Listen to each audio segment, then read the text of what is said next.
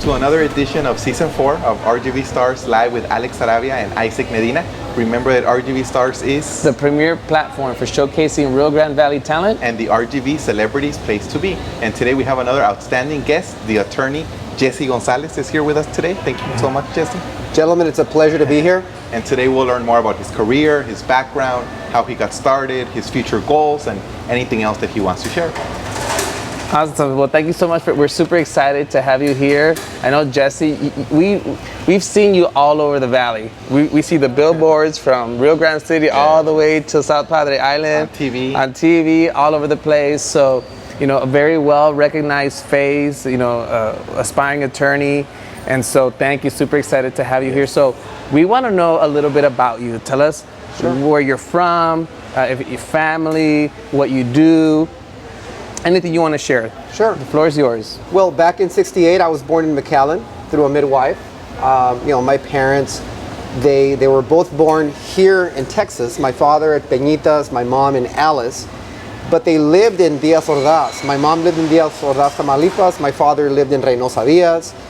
They lived in Mexico pretty much their entire lives until they got married. My dad at 29, my mom at 26. And as soon as they got married, they crossed back over, set up shop in Mission. And, you know, long story short, I was born in McAllen again through a midwife.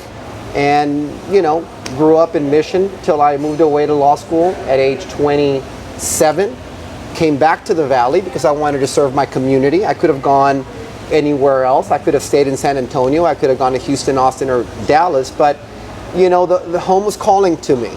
Home was saying, come back. And I had people saying, look, these are your roots. These are your people. This is your community. The Rio Grande Valley is where you belong. And there was no hesitation. I came home and, you know, opened up my office in McAllen after working at a PI firm and a defense firm. So I got to see both sides of it. But yeah, I mean, born and raised in the Valley. Wow. Inspiring. Awesome. Yeah. Awesome. And thank you for serving the community. And so how many years have you been an attorney? This is the 20th year. You know, we'll be celebrating our 20th anniversary in June. But yeah, no, this is the 20th anniversary. Wow. So that's going to be a big deal. Very big deal. There's a lot of things going on. Obviously, the biggest thing that's going on right now is that, you know, COVID hit the Valley and pretty much the whole world pretty hard in 2020. 2020, and now that we're kind of turning the corner, we're kind of seeing the light at the end of the tunnel. You know, we're hoping that there's some exciting things in the future for everybody down here, and certainly we want to make sure that we're in a good position to continue serving the Rio Grande Valley. Excellent. Congratulations on the 20 years. Absolutely. It takes dedication and consistency. That's right. So, what got you interested in this career? Like, is it something you knew you wanted to be since you were a child, like become an attorney, or when did it start? Yeah, so I was a teacher for 7 years at La Jolla ISD, and you know, when you're a teacher, you're also a student because you constantly have to learn, improve, and so forth. And having taught for 7 years, I decided I wanted to go back and get a master's in educational administration. I loved education. I loved teaching children, kids, students. And so I thought, well, what more can I do? Well, let me go back and get a master's in educational administration, become a supervisor, counselor, or principal at some point. But in the process of getting that master's degree, I took a course in educational law. And I found that course fascinating. And I thought, well, the only place where I can get more of this law stuff is to go to law school. And it was during that last semester in graduate school, before I graduated, that I applied to law school. And I was fortunate and blessed to get accepted into several schools. St. Mary's in San Antonio was one of them. And so that's what I did. I ended up going to law school. And, you know, part of the inspiration was taking that educational law course in grad school. But, you know, also, and this is going to sound crazy, but I read a book called The Firm. And later it turned into a movie with Tom Cruise. And the book was just fascinating to me. And I thought, this is pretty cool. And, you know, the idea of serving our community, as a teacher, that's what you do. Yeah. You're serving your students, you're helping your students. You're not doing it for the money, you're doing it because you want to help. Yeah. And I've always gravitated to a service-oriented kind of professions. And as a lawyer, I mean, that's what you're doing. You're serving your community. You're serving your fellow man.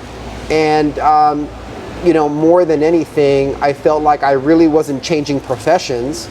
I'm staying in the same profession, meaning I'm serving, you know, our community here. Is there an area of expertise that you guys focus on in the law firm? Well, it's personal injury. And so we handle, you know, personal injury cases, which encompasses wrongful death cases, 18-wheeler cases, you know, auto accident cases, trucking accidents, motorcycle accidents, slip and falls, wrongful death, anything that has to do with personal injury. I mean, that's what we do. Awesome. And did you find it hard, like making the transition from becoming a teacher to an attorney? Or was it a smooth transition? Well, I got to tell you, being a teacher, that first semester of teaching, I was 21 years old. I had just turned 21. I got hired when I was 20, and I turned 21 in July, and I started teaching in August. Wow. So I was barely 21, and it was very stressful, you know, being in charge of a group of 30 kids. Yeah. And you know, the stress, are you doing your job? Are you really making an impact in these kids' future? Are they learning? Are they getting what you're teaching? I mean, it's nerve-wracking. Big responsibility. Mm-hmm. And then the idea of surviving. Do you have what it takes to survive in the teaching profession?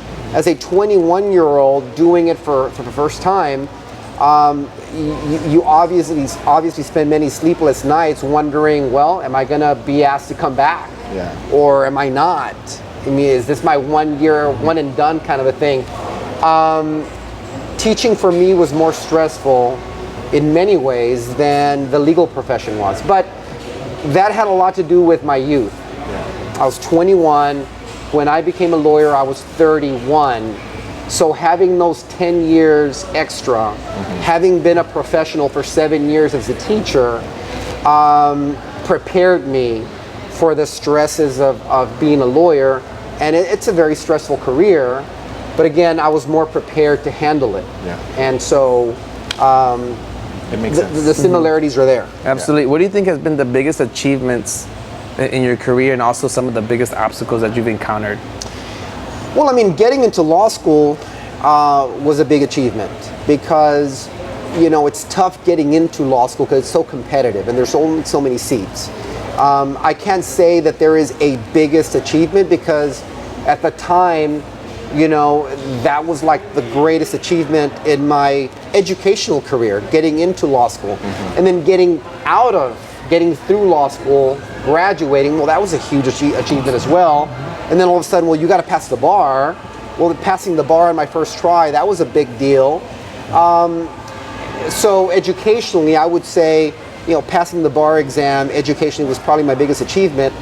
In terms of financial achievement, believe it or not, when I left law school, I owed $160,000 student loans. That's a lot of money. You can buy a house with that. Yeah, law school is very expensive. Yeah.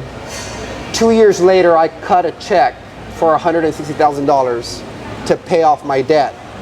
And at the time, I was like, wow, this is huge to be able to just pay off my student loan of that magnitude so quickly. I thought I was going to be paying off this loan for the rest of my life. So being able to cut that check was a big deal to me at the time. And again, that was just 2 years into my practice. Obviously, there's been huge achievements since.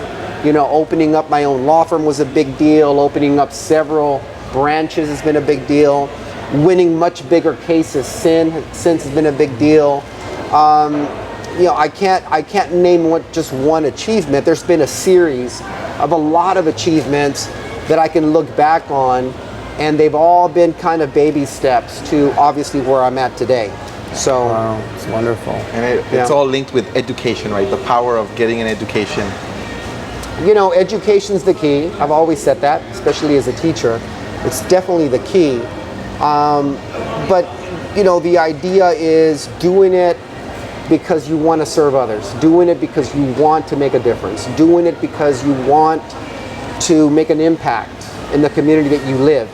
and always geared and steered by something positive as that is what obviously I have found that is my secret to success. How can I do something the right way in the best interest of my clients so that I can benefit society, I can benefit someone's life.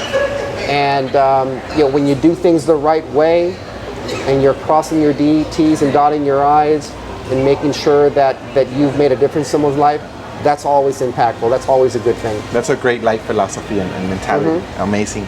What are your future goals? You've done so much, but where do you see yourself in the next 5 to 10 years? Well, that's a good question, because back in 2005, I had a map of the Rio Grande Valley, and my office at the time was only in McAllen. And I looked at the map and I said, I should have an office in Brownsville, Harlingen, Weslaco, McAllen, and Rio Grande City. That is the valley, and you can help people in those areas if you're properly positioned in those places. And so this year, today, right before I got here, I got word from our builder that she just got the permit to start building in Harlingen. Our Weslaco office is just about done. We'll be opening up that office here in about 2 weeks. And so opening up the office in Weslaco, getting ready to break ground in Harlingen to build that office, and already having an office in Brownsville, McAllen, and Rio Grande City, that's a culmination of a vision I had 15 years ago. And it's taken this long, but you can't do things just overnight like that. If you do it the right way, things are going to take a little more time, but because good things take time, in my opinion. And again, we haven't, taken any shortcuts. We haven't done things in a way that, we're not doing it world class. Everything we're doing it first class all the way. And I'm just excited that we're in a position where we're going to have offices in key cities across the Rio Grande Valley. That's amazing. That's Congratulations. a huge accomplishment. Very impressive. Awesome. So tell us, what kind of advice would you give to those who maybe want to pursue a career in education, maybe even going into law? Sure. Well, the skill that served me the best, two of them in law school and in grad school, really, was reading and writing. The better you are at reading comprehension, the better you are at deciphering the English language, mastering the English language, synthesizing it, and knowing how to analyze it, breaking it down, that's important. And so challenge yourself reading every day, understanding what you read, and then writing. You've got to be a good writer. Without those two skills, it's difficult to graduate from college. It's even more difficult to go to law school and get through. Reading and writing are key components, critical skills that you must have. Definitely. Awesome. How can our viewers find you on social media? Yeah, it's real easy. It's J. Gonzalez Injury Attorneys on Facebook, and it's J. Gonzalez Top Lawyer on Instagram. Okay. There you go. Excellent. A closing message for our viewers that you would like to provide? Nothing. Really just my life is a testament to just hard work, perseverance, dedication, believing in your ability, knowing that there's going to be setbacks, knowing that things are not always going to be easy, and more often they're going to be harder than easy, clearly. It's those difficult times that if you have the right attitude, take the right approach, makes you better, helps you grow, and through that, you're in a better position to, again, help more people and do better for your community. Excellent. Awesome. Well, Jesse, thank you so much for being here. It's been an absolute pleasure getting to know you, about your family, about your career and your practice. So thank you so much for saying yes to RGV Stars and being a guest. Thank you. Yes, sir. And congratulations on everything, and we wish you the best in your future career. Thank you. Thank you for having me. More accomplishments will come along the way. Thank you for the invitation. My pleasure. You so much. And this was another edition of RGV Stars, live with Alex Sarabia and Isaac Medina. And Jay Gonzalez. Thank you for watching. Thank you, guys. I'll see you.